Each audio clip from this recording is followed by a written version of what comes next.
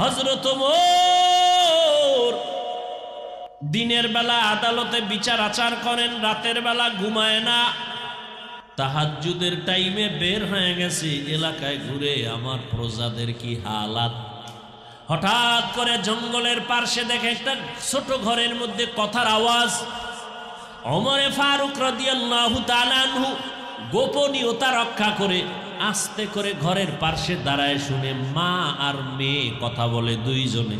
মা বলে, আজকে উটের দুধ কম হয়ে গেল, পানি বেশি দিয়া বাজারে বিক্রি করতে নিবি। মেয়েটা ডাক দিয়া কয়, আম্মা না, খলিফাতুল মুসলিমিন ওমরের পক্ষ থেকে নিষেধ, দুধের সাথে পানি মিশানো যাবে না। মায়ে কয়, খলিফাতুল মুসলিমিন কি আসেনি, সে কি দেখবেননি, সে তো এখন ঘুমায়। মেয়েটা ডাক দিয়া কয়, রে মা, খলিফাতুল মুসলিমিন যদিও দেখবে না, আল্লাহ তো দেখবেন, ফাঁকি দেওয়া যাবে না।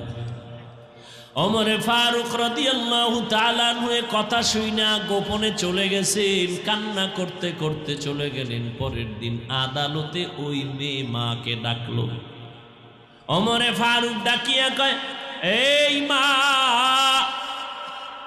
তোমার কন্যাটার এত সুন্দর বিশ্বাস আর আল্লাহর ভয়, এই জমিনে এত তাকওয়াওয়ালা মেয়ে পাওয়া বড় কঠিন। মা, তুমি যদি রাজি হও, আমি ওমরের ছেলের জন্য তোমার মেয়েটাকে বিবাহের বন্ধনে নিব।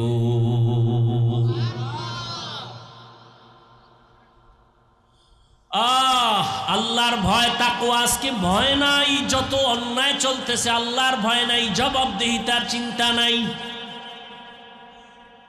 আল্লাহ বলেন, আমার ভয় অন্তরে জমা করো, আমার ভয়, আমার আযাবের ভয়।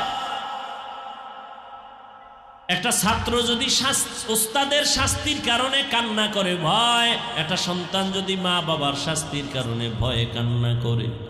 ওরে সাহাবায়ে কেরামরা, যাদেরকে আল্লাহ জান্নাতের গ্যারান্টি দিলেন, তাদের ইতিহাস পড়ো, মৃত্যু পর্যন্ত শুধু কান্নার আওয়াজ। আল্লাহর আদালতে কেমনে দাঁড়াবো? ও আল্লাহর বান্দারা, আল্লাহ পাক রব্বুল আলামিন আমাদেরকে আকল দান করলেন, বুদ্ধি দিলেন, ভালো মন্দ যাচাই করার সুযোগ দিলেন। খলিফাতুল মুসলিমিন ওমরে ফারুক রাদিয়াল্লাহু তাআলা আনহু, তিনি খেলাফতের দায়িত্বে আছেন। ওই সময় বাইতুল মালের জিম্মাদারি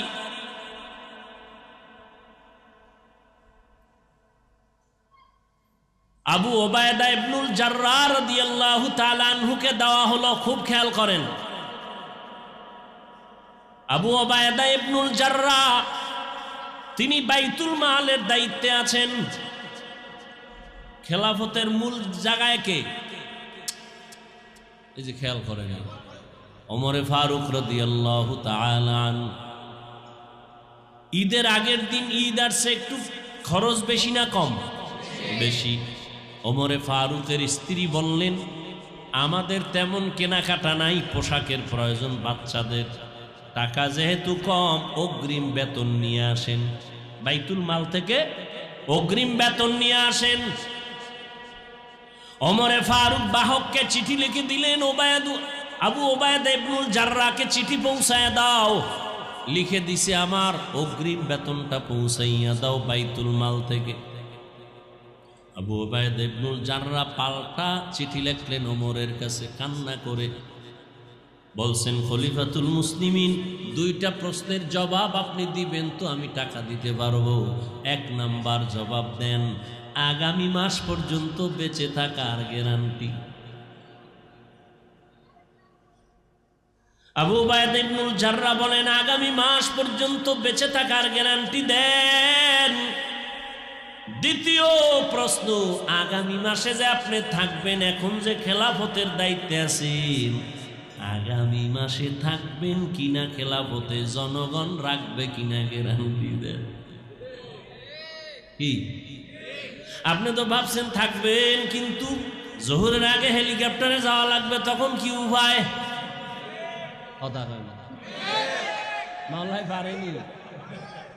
আগামী মাস পর্যন্ত ক্ষমতার চেয়ারে বসে থাকবেন, এই গ্যারান্টি আছে কিনা?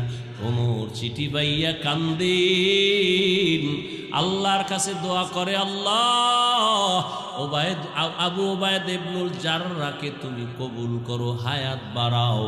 আবু ওবায়দ ইবনুল জাররাহ আমার সতর্কবাণী করে দিল, ও আল্লাহ তুমি তাকে কবুল করো। নবীও দোয়া করেছেন আবু ওবায়দা ইবনুল জাররাহর জন্য। আল্লাহর ভয় যদি অন্তরে না থাকে, এটা সম্ভব না। ওমরের খেলাফত চলতেছে, হঠাৎ দেখেন হযরত ওমর দুই বড় এক ব্যক্তি, দুইজন একটা বাচ্চা বালককে নিয়ে আসতেছে, ঢেসরায় টানতে টানতে আদালতে। ওমর বলে, এই বাচ্চাটা বালকটাকে কেন নিয়ে আসছো? দুই ব্যক্তি বলে, আমরা বিচারের দাবি নিয়ে আসছি। কি বিচার? বলে, এই বালক আমার আব্বাকে মেরে ফেলেছে। খেয়াল করেননি, আমার আব্বাকে মেরে ফেলেছে। ওমর ডাক দিয়া কয়, রে বালক, এই দুই মানুষ ভাই, ওর বাবারে মারছো কিনা? বলে, হ্যাঁ মেরেছি, তবে আমি ইচ্ছা করে মারি নাই। আমি রাখাল, আমার পালিত উটের উপরে এসে একটা পাথর নিক্ষেপ করেছিল, যে কোনো কারণে আমার উট মরে মরে যাবে অবস্থা, আমি রাগ করে পাথরটা উল্টা আবার মারছি, তার মাথায় গিয়া লাগছে, সে মারা গেছে। ওমর বললেন, এখন তোমার ফয়সালা হয়ে যাবে। কি হবে?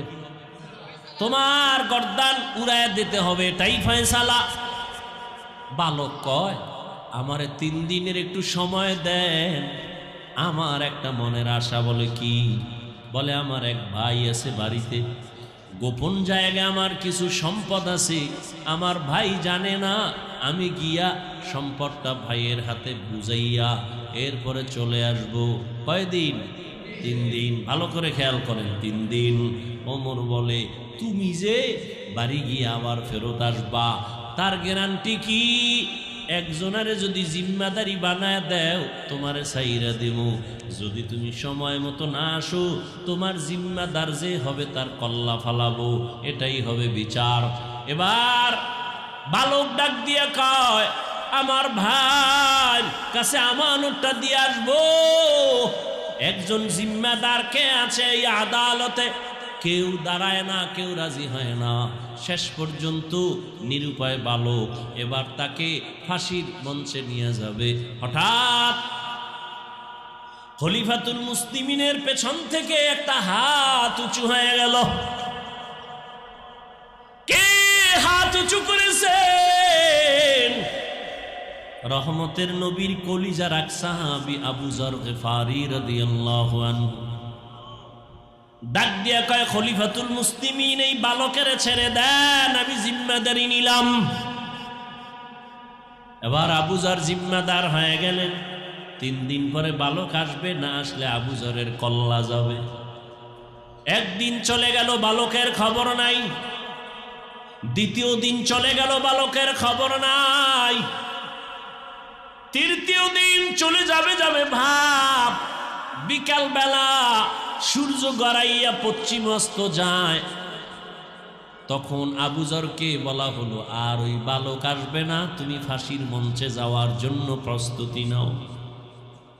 আবু যর রেডি হয়ে গেলেন। ইসলাম। আবু যর রাদিয়াল্লাহু আনহু রেডি হয়ে গেলেন। নিরুপায়, বালক আসবে না, ধোঁকা দিল নাকি?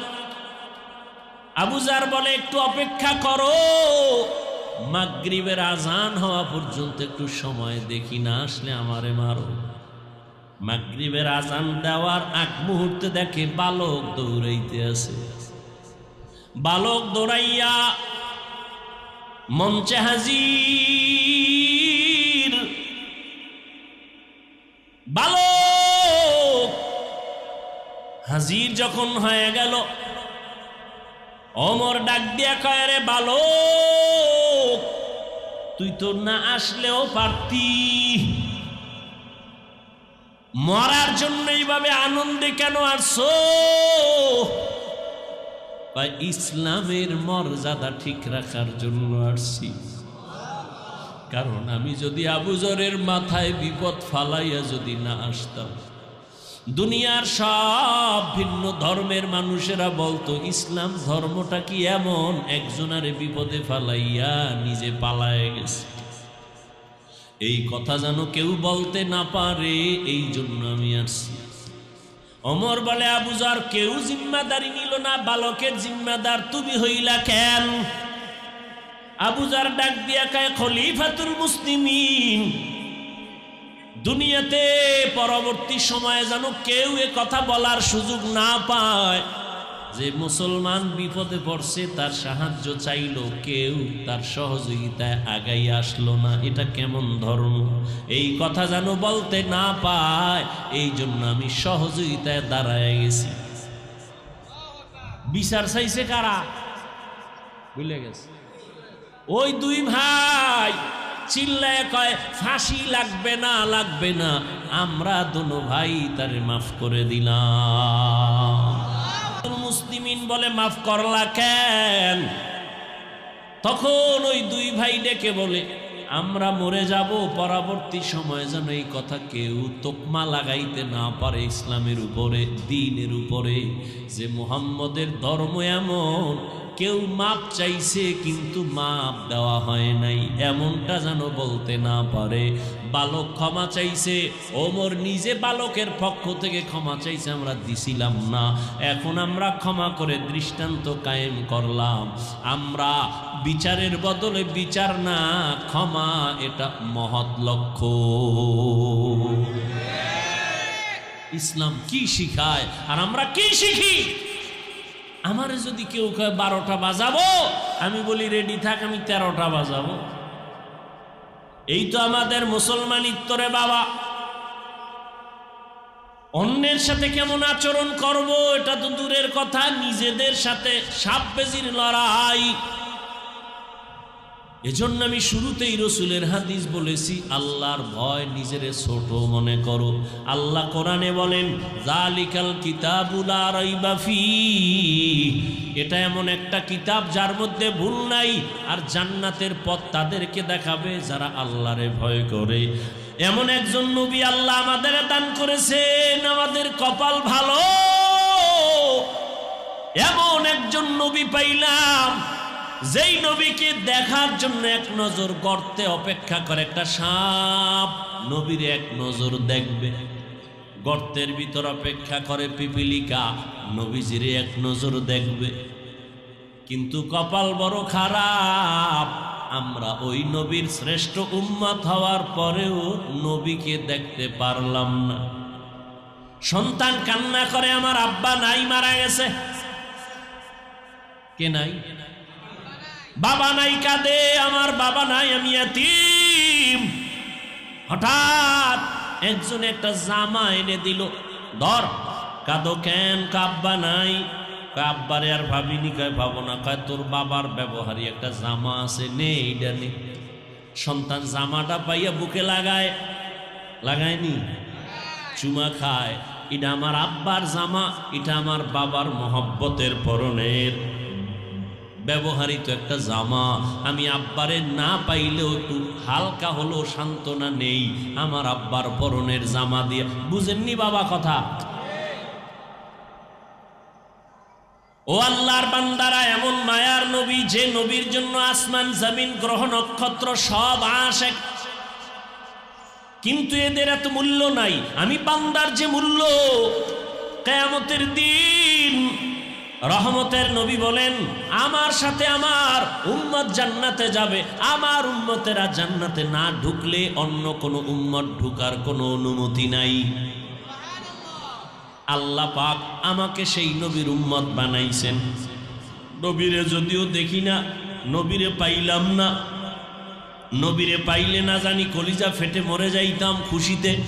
কেমন মায়ার নবী আমার! ওই নবীরে যদিও পাই নাই, নবী বলেন আমারে যারা পাবি না, আমি দুইটা জিনিস রেখে গেলাম, ধর আকরাইয়া ধর, তোর সম্মান যাবে না, ঈমান যাবে না। কয় জিনিস? দুইটা জিনিস আমি রেখে গেলাম, একটা হলো কোরআন শরীফ, আর একটা হলো আমি নবীর আদর্শের সুন্নত। আমি নবী যদিও নাই, আমি টুপিটারে বেশি মোহাব্বত করি, আমার মোহাব্বতের টুপিটা মাথায় লাগাইস। মেসওয়াকরে আমি বেশি ভালোবাসি, তোরা নামাজ পড়বি মেসওয়াক করিস। আমি মোহাম্মদ পাগড়িটারে বড় মোহাব্বত করি, তোরা আমার মোহাব্বত যারা করো পাগড়িটারে আমল কর। বান্দা আমি দান সদকা ভালোবাসা দেই, তোরাও দান সদকা করবি। আমি এতিমের মাথায় হাত বুলায় ভালোবাসা দিয়েছি, তোমরাও গরিবের মোহাব্বত করিও, তোমরাও দুর্বল মানুষের উপরে মায়া করিও, দয়া করিও। খবরদার কারো উপরে জুলুম করবা না। আমি মোহাম্মদ যা তোমাদের কাছে রেখে গেলাম ধরিয়া রাখিও। আমি কিয়ামতের দিন তোমার এই মায়ার কারণে তোমার জন্য সুপারিশ করে জান্নাতের ফয়সালা করব। সহজ কথা বুঝি, কিন্তু সময়ের কালে মানে না, সময় কালে মানি না রে বাবা। আল্লাহ বলেন আলিফ লাম মিম, এই অক্ষরগুলোর তর্জমা ব্যাখ্যা দুনিয়ার কোন মুফাসসিরিনে কেরাম জানেন না। অতএব এখান থেকে তোমাকে দুর্বল বানায় দিলাম, নিজেরে ছোট মনে করো, বড় মনে করা যাবে না।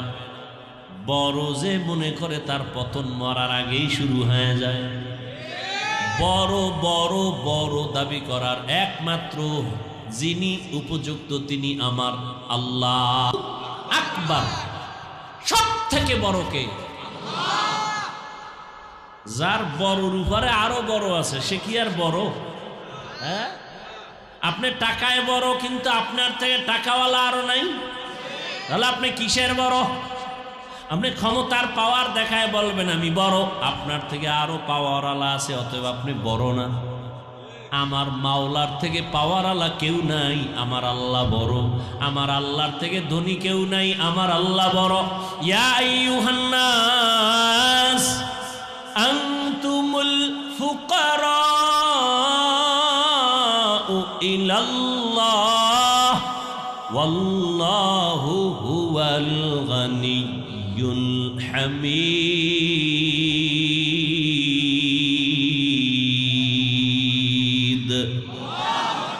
गर तवक्कुल मीकुनी हर सुबह शाम मीरसानद रिज़्क़ तू अज़ला मकाम जुज़्बा हक़ ची ज़े मखाज़ इंसुजा फज़ले उ आमस्ते दरजुम ला जहा। এই মিয়া পেটে যদি ক্ষুধা না খায় ধাক্কাই আর কত খাওয়ানো যায়, সে শুধু বমি করে, ঠিক না? বক্তার মাস্তানিতে বয়ান হয় না, আজীবনে কথাটা মনে রাখবেন।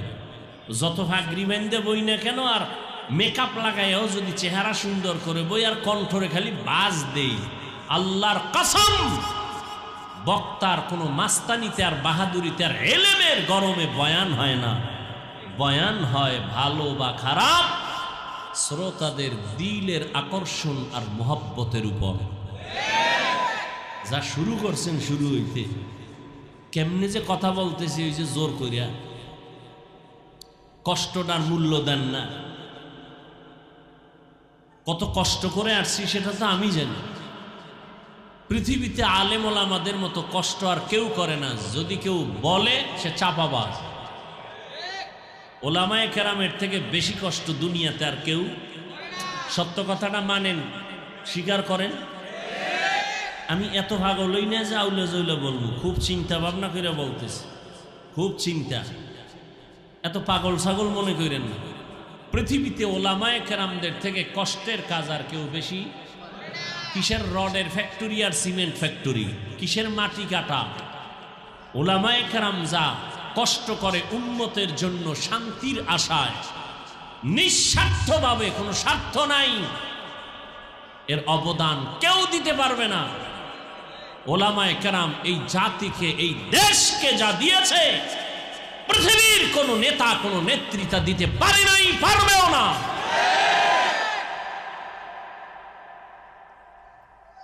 দুনিয়াতে যারা কিছু দেয় তারা কিছু চায়, কিছু এক কথায় বলবো, ও যুবক কথাটা লিখে রাখবি, পারলে রাস্তার মোড়ে টানায় দিবি পেস্টুন বানাইয়া, 200-300 টাকাও যদি খরচ যায় লিখে লিখে টানায় দিবি।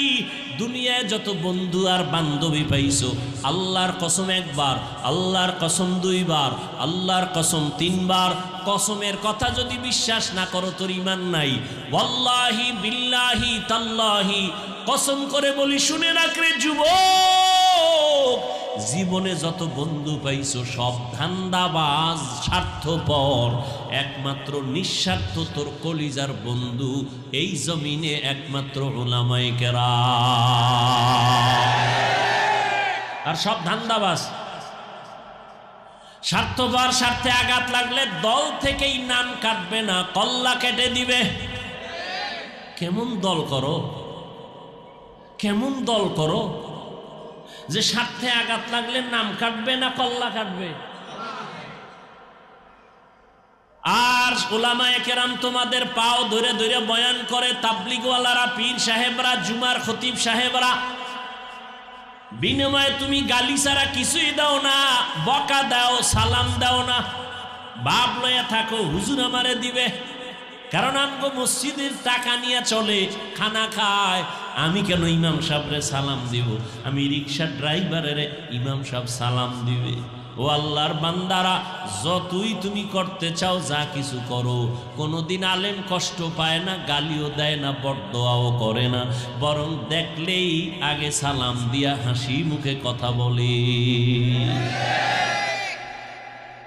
মহামারী করোনায় মাস্কের উপরে মাস্ক, ট্রিপল মাস্ক লাগায় মরবে না। 2টা শিক্ষিত কুলাঙ্গার সন্তান, শিক্ষিত কুলাঙ্গার, করোনায় বাবায় আক্রান্ত হয়ে মরে গেল। টাকা দিয়া এলাকার গরিব ছেলেদের কয় বাবার লাশটা রাস্তায় ফেলে আস।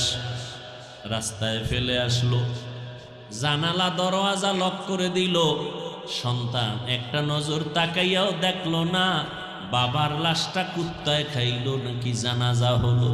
ও জাতি, ইতিহাস ভুলিও না রে বাবা। এই সোনার বাংলায় শত শত করোনার লাশ আমার টুপিওয়ালা আলেম ওলামারা কাঁধের মধ্যে নিলেন, গোসল করাইলেন, কাফন পরাইলেন, জানাজা পরাইলেন, কবরে দাফন করছেন। শত শত লাশ করোনার হুজুরেরা কবরে রাখলেন, গোসল করাইলেন। ইতিহাস ভুলিস না রে যুবক, একজন হুজুরেও করোনায় মরে না,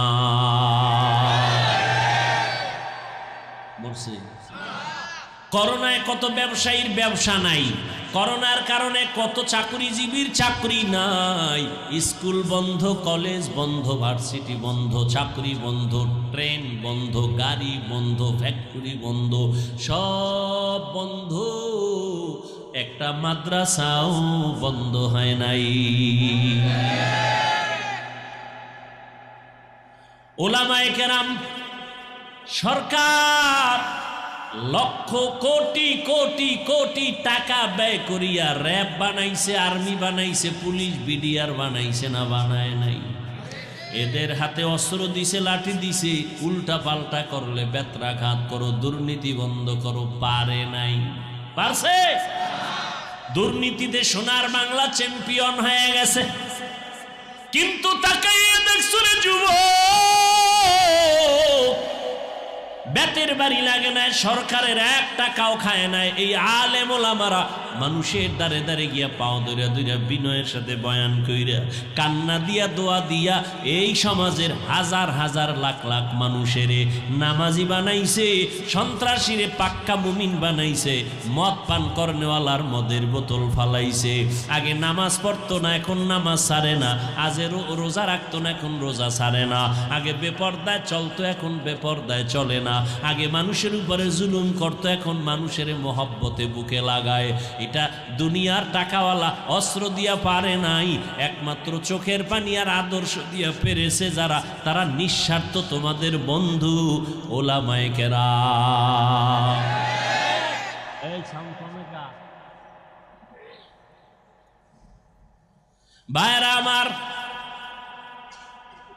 এখানে এক ওয়াজ চলতেছে আর ওদিকে আর এক ওয়াজ চলতেছে। শুরু হইতে হনে কে যে বয়ান করে আল্লাহ জানে।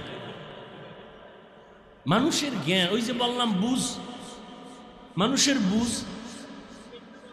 আমরা শিক্ষক দেখলে জুতা সোজা করমু, দোয়া নিমু, আবার কেউ শিক্ষক দেখলে গায়ে দিয়া পাড়া দিয়া যায়, গায়েও লাগে না।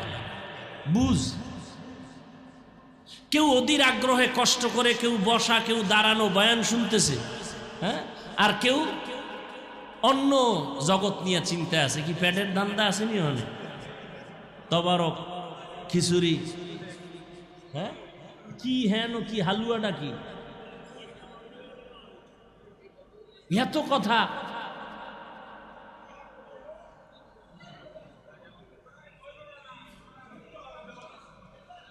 আল্লাহ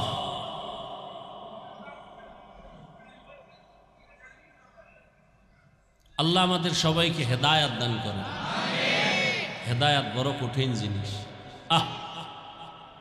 এই মিয়া, পুলিশে আর পুলিশের নাম লইলে ঝামেলা। পুলিশের উপর একটা আস্থা নষ্ট হয়েছে অনেকের, না? এই দোষ পুলিশের না, কোন পুলিশের দোষ না। কি যাও, এটা আপনারাও বুঝেন। পুলিশে আসামি ধইরা থানায় নিয়ে ভিডা দিছে। কি দিছে? আসামি কোনো কান্না নাই, হুদা চিল্লায়, কোনো কান্না। খুব খেয়াল করেন তো কথাটা। আর একজন আল্লাহর প্রিয় বান্দা স্টেজে বসে ওয়াজ করতেছে, 500 হাত দূরে বসে একটা যুবক কাঁদতেছে। ওরে মারলো কে? একটু বুঝো বাবা, জ্ঞান খাটাও। পুলিশে আসামি পিটায়, কাঁদে না। আর একজন আল্লাহর বান্দা বয়ান করে, 500 হাত দূরে বসে একটা যুবক হাউমাউ করে কাঁদে, আল্লাহ মাফ করে দাও। ওরে মারলো কে? একটু ব্রেন খাটাও, জ্ঞান খাটাও। কয়দিন আর বাহাদুরি করবা? মহামারী করোনায় কত তাজা লাশ চোখের সামনে চলে গেল। এমন একটা দিন নাই পানির নিচে, গাড়ির নিচে লাশের খবর নাই। কয়দিন আর বাহাদুরি করবি রে যুবক? কয়দিন আর বাহাদুরি করবা? যতই মাস্তানি করো, মরণ যেদিন আসবে কেউ তোমারে আর কাছে ডাকবে না, কাছে আসবে না। আল্লাহ পাক রব্বুল আলামিন বলেন, যালিকাল কিতাবু লা রাইবা ফীহি, এটা কোরআন এমন একটা কিতাব যার মধ্যে কোনো ভুল আছে? ভুল 1500 বছর পর্যন্ত কত শত মহা ব্যক্তিরা আল্লাহর কোরআনের ভুল বের করার জন্য অপচেষ্টা করেছিল, পারে নাই। বরং বহু বিধর্মী কালেমা পড়ে কোরআনের কাছে মুসলমান হয়েছে। আমরা তো এখনো বলি কোরআন শরীফের একটা ভুল বের করে দাও। এটা তো আমরা সিন্ধুকে তালা মেরে রাখি নাই, এটা ওপেন। হিন্দু ভাই যদি বলে কোরআন পড়বো, আমি টাকা দিয়ে কিনে দিব, নাও তুমি পড়ো। কারণ এটা এমন একটা কিতাব যেটা ধরলে বরকত হয়, যেটা দেখলেও বরকত, যেটা পড়লেও বরকত হয়। যেই কথা শুনলে এত দিল কাঁদে, দুনিয়ার আর কোনো কবিতা এত দিল কাঁদে না। এই কালামে জিন্দা কুরআনে হাকিম, হিকমতে উলায়া জালাস্তু কাদিম। আল্লাহর কোরআনে কোনো ভুল আসেনি? এই যুবকেরা বলো বাবা, আল্লাহর কোরআনে কোনো ভুল আসেনি? আমাকে একটু জবাব দাও। এই কোরআন আল্লাহ পাক যে দিলেন, নবী বললেন 2 জিনিস ধরে রাখো, কোরআন আর আমি মুহাম্মদের আদর্শ। ও যুবক বাবারা, মদিনার নবীর আদর্শে টুপি বললাম, দাড়ি রাখলাম, নামাজ পড়ি, পর্দা করি, হালাল খাই, গালি দেই না। বলো আমগো সম্মান কমছে, তুমগো সম্মান বাড়ছে? হ্যাঁ, বরং সারা দুনিয়াতে মুসলমানের দুশ্মন। এরপরও ১৫০০ বছর পরেও দেখো যাদের কাছে নবীর আদর্শ আছে এদের সম্মান এখনো কমে নাই। হিন্দুরাও সম্মান করে, মহব্বত করে, ভিন্ন ধর্মের মানুষেরাও মহব্বত করে, সম্মান করে। ও যুবক, আল্লাহর কোরআনের মধ্যে বলো, একটা ভুল যদি কেউ বের করে দাও, আমি এখন দাড়ি কেটে ফেলবো, নামাজ বন্ধ, সব জামা কাপড় ফালাইয়া প্যান্ট শার্ট টাই লাগায় নাচ গান শুরু করে দিব, পারবা? একটা ভুল বের করতে পারবা না রে বাবা। বরং এবার বলো, ওই কোরআন শরীফে জান্নাতের বয়ান আসেনি, জাহান্নামের বয়ান আসেনি? কে জান্নাতে যাবে কে জাহান্নামে যাবে তাও আমার আল্লাহ বয়ান করেছেন। আল্লাহ বলেন, আমি কোরআনটা কেন দিলাম? জান্নাতের পথ দেখাবে, ভালো পথ দেখাবে, তবে সবাইকে দেখাবে না। যারা আমার আল্লাহকে ভয় করবে, মুত্তাকি, তাদেরকে পথ দেখাবে। যারা আল্লাহর আযাবকে ভয় করবে তাদেরকে কোরআন পথ দেখাবে। পথ দেখানো মানে আল্লাহ তাদেরকে কুদরতি সাহায্যে হেদায়াতের দৌলত দিয়া মরার আগে জান্নাত দেখাইয়া তারপরে আজরাইলের হাতে জীবন দিয়া দিবে। ও আল্লাহর গোলাম, আল্লাহর ভয়, আল্লাহর ভয়, আল্লাহর ভয়। এখানে যত মানুষ আপনারা আছেন, আমি যদি প্রশ্ন করি আপনারা আল্লাহকে ভয় করেননি, সবাই দুহাত উঁচু করে বলবে করি। সবাই বলবে না? যে নামাজ পড়ে না সেও বলবে আল্লাহকে ভয় করি, যে পর্দা করে না সেও বলবে আল্লাহকে ভয় করি। বলবে না? বলবে না? আসলে আল্লাহর ভয় কি জিনিস সেইটাই বুঝি না। যেই সন্তান মা বাবারে ভয় পায়, ওই সন্তান মা বাবার সামনে অপরাধ করে না। যেই ছাত্র শিক্ষকের ভয় পায়, ওই ছাত্র শিক্ষকের সামনে অন্যায় করে না।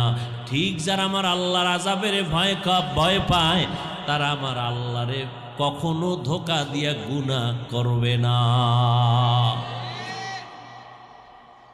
আল্লাহর ভয়, আল্লাহর ভয়ের নাম তাকওয়া। তাকওয়া, আল্লাহ পাক বলেন, ইন্না আকরামাকুম ইনদাল্লাহি আতকাকুম, আমার কাছে সব থেকে প্রিয় এবং সম্মানিত ওই ব্যক্তি যে আমার আযাবের ভয় করিয়া গুনাহ ছাড়ে। কি ছাড়ে? গুনাহ ছাড়ে। আমার ভয়, আযাবের ভয়। ও যুবক, তোমার আল্লাহ আমার আল্লাহ দুই না এক? তোমার আমার নবী, এই তাল মিলায় না, বুঝা কইও। তোমার আমার আল্লাহ, তোমার আমার নবী, তোমার আমার কোরআন, তোমার আমার ধর্ম, তোমার আমার কালেমা, তোমার আমার কাবা, সব এক। দুনিয়াতে আসছি সিস্টেম নাকি আপনারা লঙ্গি পরে আসছেন? বিদায়বেলা কাফনের সংখ্যা হবে আমার জন্য একটা বেশি, রিক্সা ড্রাইভারের জন্য একটা কাফন কম। সবার বেলায় কয়টা? 3টা কাফন। কালার হবে আলাদা।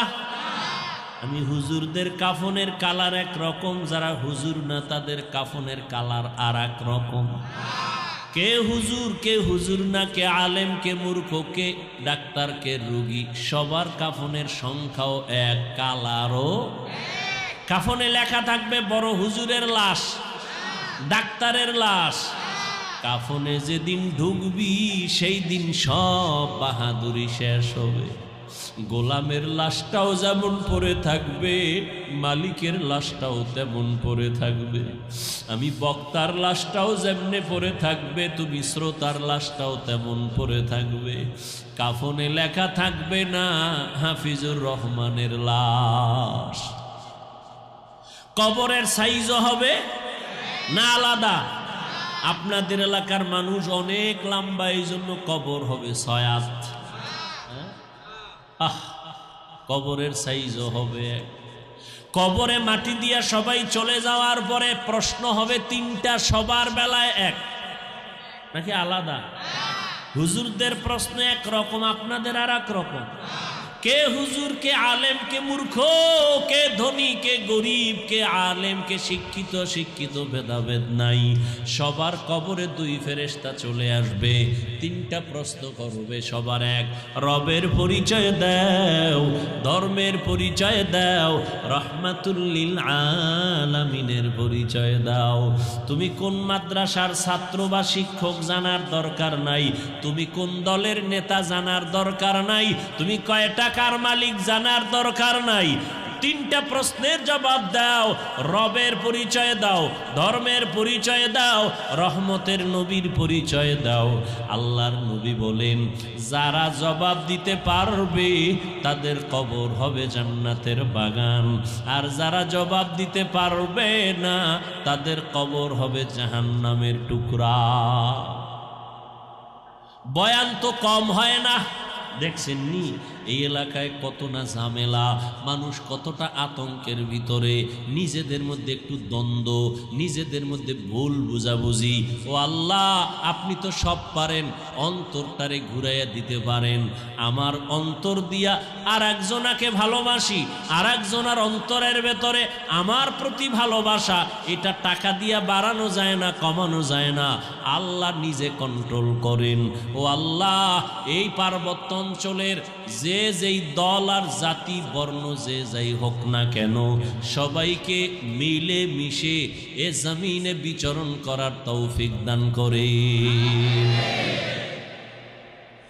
এত বয়ান, এত বয়ান, এত বয়ান, তাবলিগওয়ালাদের বয়ান, পীর সাহেবদের বয়ান, জুমার দিনের বয়ান, আমগো বক্তাদের বয়ান, এরপরও ফলাফল শূন্য। আলেম ওলামা বেশি, মাদ্রাসা বেশি, মসজিদ বেশি, তাবলিগ বেশি, নাকি না কম? বেশি। বেনামাজি কমছে, কমছে, বেপর্দা কমছে নি। বিষয় একটা বাড়লে আর একটা কমে যাবে। আলেম বাড়লো, মাদ্রাসা বাড়লো, মসজিদ বাড়লো, বয়ান বাড়লো, তাবলিগ বাড়লো, পীর বাড়লো, বেনামাজি কমে না কেন? বেপর্দা কমে না কেন? রক্তপাত কমে না কেন? বরং আরো ভয়ানক অবস্থা। এর একটাই মাত্র কারণ, যতদিন পর্যন্ত মানুষের অন্তরে তাকওয়া আসবে না, আল্লাহর ভয় আসবে না, কোনো বয়ানে কাজ হবে না। আর একটু শুনবেন বয়ান, দেখেন আল্লাহর ভয় কত কঠিন। খলিফাতুল মুসলিমিন ওমরে ফারুক রাদিয়াল্লাহু তাআলা আনহু, তিনি খেলাফতের দায়িত্বে আছেন। ওই সময় বাইতুল মালের জিম্মাদারি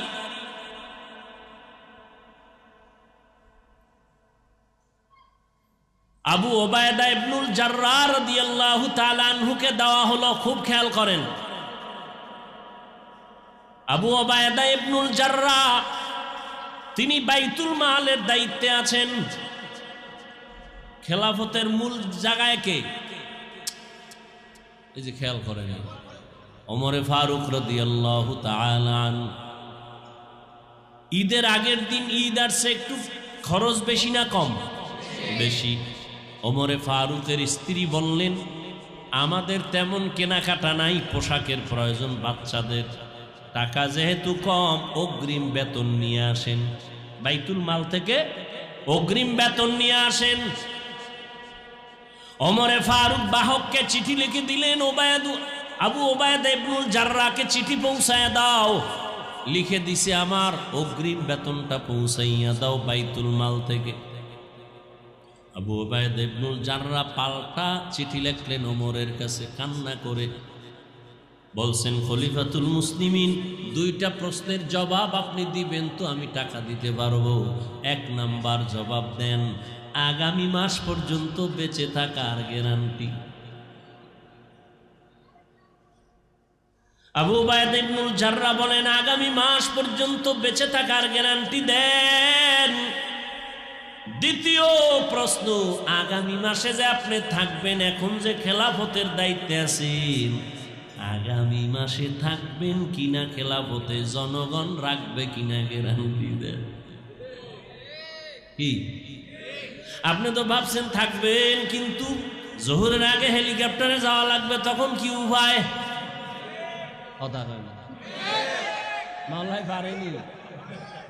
আগামী মাস পর্যন্ত ক্ষমতার চেয়ারে বসে থাকবেন, এই গ্যারান্টি আছে কিনা? ওমর চিঠি পাইয়া কান্দেন, আল্লাহর কাছে দোয়া করে, আল্লাহ আবু ওবায়দ ইবনুল জাররাহকে তুমি কবুল করো, হায়াত বাড়াও। আবু ওবায়দ ইবনুল জাররাহ আমার সতর্কবাণী করে দিল, ও আল্লাহ তুমি তাকে কবুল করো। নবীও দোয়া করেছেন আবু ওবায়দা ইবনুল জাররাহর জন্য। আল্লাহর ভয় যদি অন্তরে না থাকে, এটা সম্ভব না। আল্লাহর ভয় এত দামি একটা ভয়। হযরত ওমর দিনের বেলা আদালতে বিচার আচার করেন, রাতের বেলা ঘুমায় না। তাহাজ্জুদের টাইমে বের হয়ে গেছে এলাকায় ঘুরে, আমার প্রজাদের কি হালাত। হঠাৎ করে জঙ্গলের পার্শ্বে দেখে একটা ছোট ঘরের মধ্যে কথার আওয়াজ। ওমরে ফারুক রাদিয়াল্লাহু তাআলা আনহু গোপনীয়তা রক্ষা করে আস্তে করে ঘরের পার্শ্বে দাঁড়ায় শুনে মা আর মেয়ে কথা বলে দুইজনে। মা বলে, আজকে উটের দুধ কম হয়ে গেল, পানি বেশি দিয়া বাজারে বিক্রি করতে নিবি। মেয়েটা ডাক দিয়া কয়, আম্মা না, খলিফাতুল মুসলিমিন ওমরের পক্ষ থেকে নিষেধ, দুধের সাথে পানি মিশানো যাবে না। মায়ে কয়, খলিফাতুল মুসলিমিন কি আসেনি? সে কি দেখবেননি? সে তো এখন ঘুমায়। মেয়েটা ডাক দিয়া কয়, রে মা, খলিফাতুল মুসলিমিন যদিও দেখবে না, আল্লাহ তো দেখবেন, ফাঁকি দেওয়া যাবে না।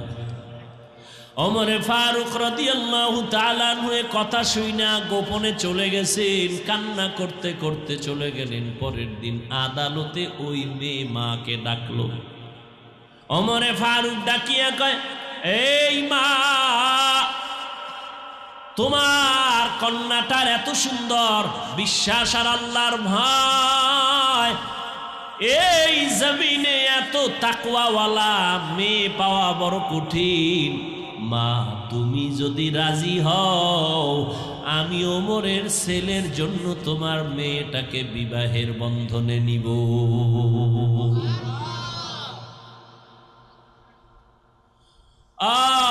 আল্লাহর ভয়, তাকওয়া আজকে ভয় নাই। যত অন্যায় চলতেছে, আল্লাহর ভয় নাই, জবাবদিহিতার চিন্তা নাই। আল্লাহ বলেন, আমার ভয় অন্তরে জমা করো, আমার ভয়, আমার আযাবের ভয়। একটা ছাত্র যদি ওস্তাদের শাস্তির কারণে কান্না করে ভয়, একটা সন্তান যদি মা বাবার শাস্তির কারণে ভয়ে কান্না করে। ওরে সাহাবায়ে কেরামরা, যাদেরকে আল্লাহ জান্নাতের গ্যারান্টি দিলেন, তাদের ইতিহাস পড়ো। মৃত্যু পর্যন্ত শুধু কান্নার আওয়াজ। আল্লাহর আদালতে কেমনে দাঁড়াবো? ও আল্লাহর বান্দারা, আল্লাহ পাক রব্বুল আলামিন আমাদেরকে আকল দান করলেন, বুদ্ধি দিলেন, ভালো মন্দ যাচাই করার সুযোগ দিলেন। ও আল্লাহর বান্দা, ও যুবক বাবারা, আমি তোমাদেরকে যত বয়ান দিলাম, আমি কিন্তু বলি নাই হুজুর হও, পাগড়ি লাগাও, তসবিহ হাতে লাগাও, স্কুল ছেড়ে দাও, কওমি মাদ্রাসায় যাও, একবারও বলি নাই। বরং আমি তোমাদের সান্ত্বনা দিয়া বলি, বাবা, স্কুলে বড় বাধা নাই, কলেজে বড় বাধা নাই, চাকরি করো বাধা নাই, মা বাবার খেদমত করো, দোয়া নাও। ও আল্লাহর বান্দা, ওলামায়ে কেরামের পরামর্শ নিয়ে নবীর তরিকায় চলো। তুমি ডাক্তার হও, ইঞ্জিনিয়ার হও, প্রফেসর হও, কোনো বাধা নাই রে বাবা।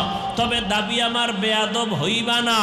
তোমার ব্যবহারে যেন মা বাবা কষ্ট না পায়, তোমার আচরণে আলেমরা কষ্ট যেন না পায়, তোমার ব্যবহারে মুরব্বীরা যেন কষ্ট না পায়। ও যুবক বাবারা, আজকে আমিও তো তোমার মতো প্যান্ট শার্ট টাই লাগায় দাড়ি কাইটা রাস্তায় যদি ঘুরতাম, কেউ আমারে বাধা দিত না। টুপি মাথায় দিলে মাথাটা গরম লাগে, তোমার থেকে কম বুঝি না।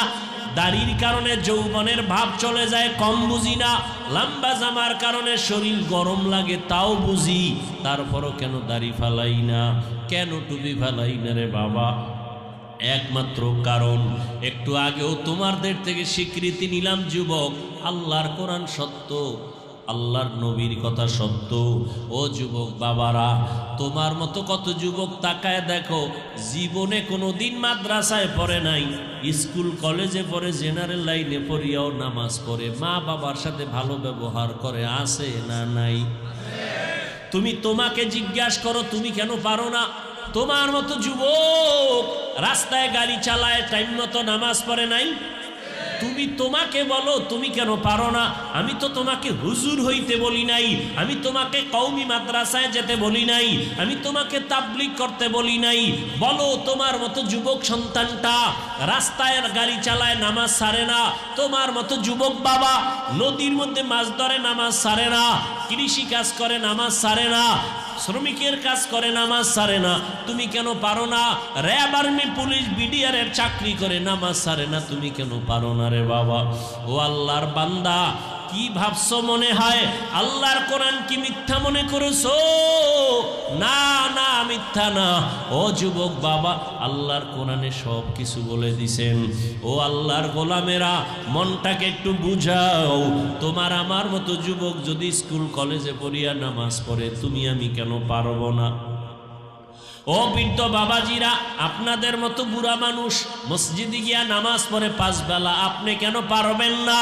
ও পর্দার আড়ালের মা বোনেরা, আপনাদের মতো কত মা বোন স্বামীর মাল হেফাজত করে, 5 ওয়াক্ত নামাজ পড়ে, মোবাইলে সময় নষ্ট করে না। ও মা, আপনাদের এত সম্মান, এত মর্যাদা, আপনারা এক সময় নতুন শাড়ি পরিয়া কত আনন্দ করিয়া স্বামীর ঘরে আসছেন। একদিন এমন সামনে আসবে, সাদা কাফন পরিয়া কবরের দেশে যেতে হবে রে মা। সন্তান মা মা বলে কাঁদবে, মা আপনার জবানে কোনো আওয়াজ হবে না। এরে আম্মা জান, আপনাদের এত মর্যাদা আল্লাহ দিলেন, আপনারা নবীদের মায়ের মতো মা, সাহাবায়ে কেরামদের মায়ের মতো মা। এই স্টেজে 5টা সন্তানের মাথায় পাগড়ি দেওয়া হলো, ওরা কোরআনের হাফেজ হয়ে গেছে। ও মা, আপনার কি মনে চায় না আপনি একটা ভালো সন্তানের মা হবেন? আপনার সন্তান ডাক্তার হবে, তবে বেয়াদব হবে না। আপনার সন্তান ইঞ্জিনিয়ার হবে, তবে বেয়াদব হবে না। আপনার সন্তানের দ্বারা কোনো আলেম কষ্ট পাবে না। আপনার সন্তানের আচরণে কোনো মা বাবা মুরব্বীরা কষ্ট পাবে না। এমন একটা আদর্শ সন্তান যদি চান, তাহলে আপনাকে আদর্শবান হতে হবে, আপনার ব্যবহার চরিত্র সুন্দর রাখতে হবে। ও আম্মা জানেরা, এখনো সময় আছে, তওবা করে নেন। মরণের পরে কবরে গেলে কেউ আপনার আর আপন থাকবে না। ও যুবক বাবারা, আল্লাহর কাছে মনে মনে তওবা করো, আর বলো, হে মালিক, জীবনে শয়তানের ধোকায় কম গুনাহ করি নাই। ও আল্লাহর বান্দারা, আজকে আমার ডানে বামে বন্ধু বান্ধবের অভাব নাই, কিন্তু মরণ যখন আসবে, আমার গায়ের গেঞ্জি জামা আমার আপনজনেরা বেলেট দিয়া কেটে কেটে রেখে দিবে, সাদা কাফনের প্যাকেট বানাইয়া এমন জায়গায় কবরে রাখবে যেখানে দিনের বেলাও যাইতে বড় ভয় লাগে। এই চোখের সামনে কত যুবকের লাশ দেখলাম আর জানাজা পড়াইলাম। ও যুবক, ঘুমের বিছানায় তো কত যুবক মরিয়া যায়। তুমি যে ঘুমাইতে যাও, তোমার কি ভয় লাগে না ঘুমের মধ্যে যদি আজরাইল আইসা হাজির হয় আর তুমি উঠতে পারবা না? ও যুবক বাবা, এখনো সময় আছে, তওবা করে নেও। আল্লাহর আযাব সইতে পারবা না রে বাবা। এত আমল, এত নামাজ, এত রোজা, এত সুন্দর ইখলাস আর তাকওয়া সাহাবায়ে কেরামরা করার পরও তারা মৃত্যু পর্যন্ত কান্না করেছেন। আবু বকরের কান্নার আওয়াজ, ওমরের কান্নার আওয়াজ ওসমান রাদিয়াল্লাহু তাআলা আনহুর কান্নার আওয়াজ। আল্লাহর আদালতে কেমনে দাঁড়াবো? ও বাবারা, তোমার আমার মায়ার নবী, যে নবীর কোনো গুনাহ নাই, সেই নবী পর্যন্ত হাসরের মাঠের কথা স্মরণ করে কান্না করতেছেন। আম্মা জান আয়েশা রাদিয়াল্লাহু আনহা বলেন, নবী আপনি কাঁদেন কেন? কিয়ামতের ভয়ানক অবস্থার জন্য কান্না করি। আমার উম্মতের কি উপায় হবে হাসরের মাঠে? নবীরা পর্যন্ত বেকারার হয়ে কাঁদবেন, উম্মতের কথা ভুলে যাবেন। আমার উম্মতের কি উপায় হবে সেই সময়? আমার উম্মতেরা কোথায় চলে যাবে? আমার উম্মত জাহান্নামে যদি যায়, আমি নবী জান্নাতে যেতে পারবো না।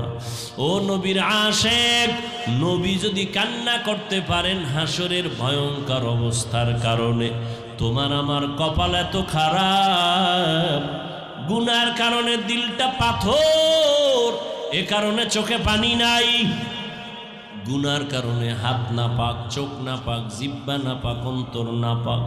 এখনো সময় আছে, তওবা করে নেও। আল্লাহকে মনে মনে ডাকো আর বলো, হে আল্লাহ, এই ময়দানে আমার মতো গুনাহগার আর কেউ নাই রে আল্লাহ।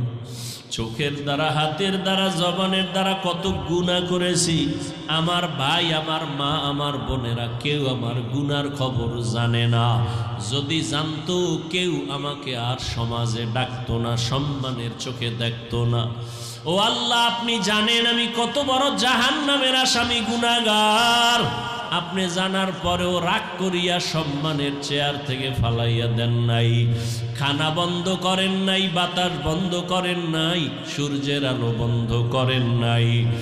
দুনিয়াতে একবার, দুইবার, তিনবার অন্যায় করলে পুলিশ ধরিয়া নিয়ে যায়, জেলখানায় দেয়, কত রিমান্ডে দেয়। ও আল্লাহ, আপনি তো একবারও বিপদে ফালাইলেন না। আজকে তওবার নিয়ত করতেছি, জীবনে আর গুনাহ করব না, দাড়ি কাটবো না, বেপরদায় চলবো না, মা বাবাকে কষ্ট দিব না। উলামায়ে কেরামের পরামর্শ নিয়া নবীর তরিকা মানিয়া চলবো, 5 বেলার নামাজ যথাসময়ে আদায় করব। তওবার নিয়ত যদি করতে পারো ভাই, আমার মাওলার কাছে গোপনে বলো, মরিয়া গেলে যাব, হায়াতের মালিক আমার আল্লাহ, রিজিকের মালিক আমার আল্লাহ। মরিয়া গেল আর নামাজ ছাড়বা না, বেপরদায় চলবা না, দাড়ি কাটবা না, মা বাবাকে কষ্ট দিবা না, নবীজির তরিকা মেনে উলামায়ে কেরামের পরামর্শ নিয়ে চলবা, আল্লাহর ভয় তাকওয়া অন্তরে জমাইবা।